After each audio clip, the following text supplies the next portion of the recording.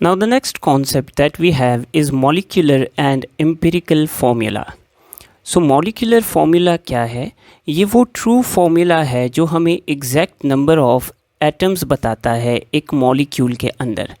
तो for example, मैं एक molecule लेता हूँ, एक compound है glucose. So, glucose के एक molecule में 6 कार्बन के atoms हैं, 12 हाइड्रोजन्स के एटम हैं और 6 ऑक्सीजन के एटम्स हैं. सो इसका मॉलिक्यूलर फॉर्मूला है C6H12O6. जबकि अगर मैं एम्पिरिकल फॉर्मूला की बात करूं तो it shows the simplest ratio of atoms present inside a molecule.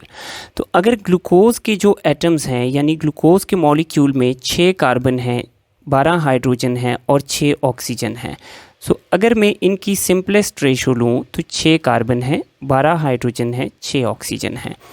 इनकी सिंपलेस्ट रेशो के लिए मैं तीनों वैल्यूज़ को एक हाईएस्ट वैल्यू से डिवाइड करूँगा. तो मेरे पास इनकी सिंपलेस्ट रेशो बन जाती है 1 carbon, 2 hydrogen and 1 oxygen. So this is the empirical formula for glucose. So molecular formula is the actual formula and empirical formula is the simplest ratio of atoms present inside a molecule. Now, दो different compounds का empirical formula same हो सकता है लेकिन molecular formula कभी भी same नहीं होगा. For example, glucose के साथ में एक और compound लेता हूँ acetic acid. Acetic acid is CH3COOH. तो चूँकि ये दो डिफरेंट कंपाउंड्स हैं तो इन दोनों का मॉलिक्यूलर फॉर्मूला क्या है, डिफरेंट है, लेकिन empirical formula can be same. तो अगर मैं इसके अंदर नंबर ऑफ़ एटम्स देखूं तो 2 कार्बन हैं, 4 हाइड्रोजन हैं और 2 ऑक्सीजन हैं. इसको अगर मैं सिंप्लीफाई करके कन्वर्ट करूं एम्पिरिकल फॉर्मूला में तो अगेन ये बनता है CH2O. सो ग्लूकोज और एसिटिक एसिड का एम्पिरिकल फॉर्मूला तो सेम है लेकिन मॉलिक्यूलर फॉर्मूला सेम नहीं है. सो 2 different compounds can have a same empirical formula but molecular formula will always be different.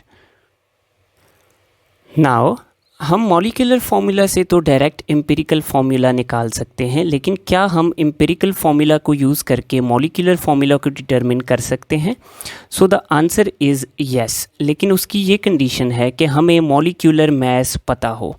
So for example हमें एक क्वेश्चन आया कि हमारे पास एक कंपाउंड है, उसका मॉलिक्यूलर मास है 180 ग्राम्स और उसका एम्पिरिकल फार्मूला है CH2O.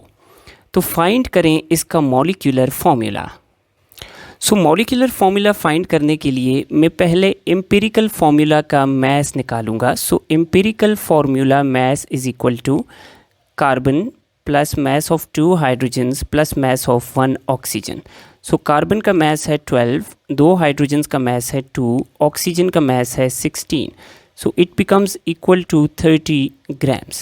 So ये empirical formula mass है और ये molecular formula mass है. अब मैं क्या करूँगा, एक नंबर निकालूँगा n जो कि रेशो है.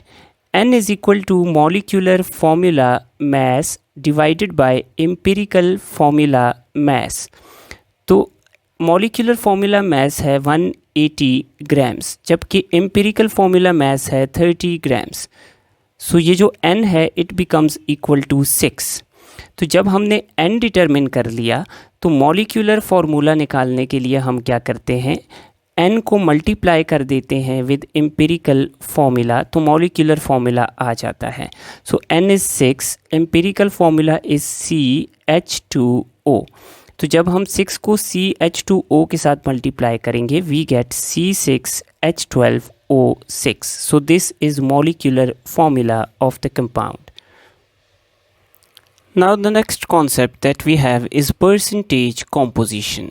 So percentage composition usually mass के रेफरेंस में ली जाती है कि अगर एक कंपाउंड का टोटल मास है तो उसमें एक एलिमेंट का कितना मास होगा. सो फॉर एग्जांपल हमारे पास एक कंपाउंड है कैल्शियम कार्बोनेट. इसका मास है हमारे पास 100 ग्राम्स. सो इसमें कैल्शियम की क्या परसेंटेज है, कार्बन की क्या परसेंटेज है और ऑक्सीजन की क्या परसेंटेज है. सो परसेंटेज कॉम्पोजिशन किसी भी एलिमेंट की निकालने के लिए हम क्या करते हैं, एक कंपाउंड में जितना भी मास ऑफ एलिमेंट प्रेजेंट होगा उसको डिवाइड करेंगे कंपाउंड के मोलर मास से and we multiply it with 100। So now talking about calcium carbonate, इसका टोटल मास है 100 ग्राम्स। नाउ 100 ग्राम्स में 40 ग्राम्स कैल्शियम है, तो 40 divided by 100 grams multiply by 100। So calcium की परसेंटेज कॉम्पोजिशन बन जाती है 40%। इसी तरह कार्बन की परसेंटेज आ जाती है 12 grams divided by 100 grams multiply by 100। So carbon की परसेंटेज है इस कंपाउंड में 12%।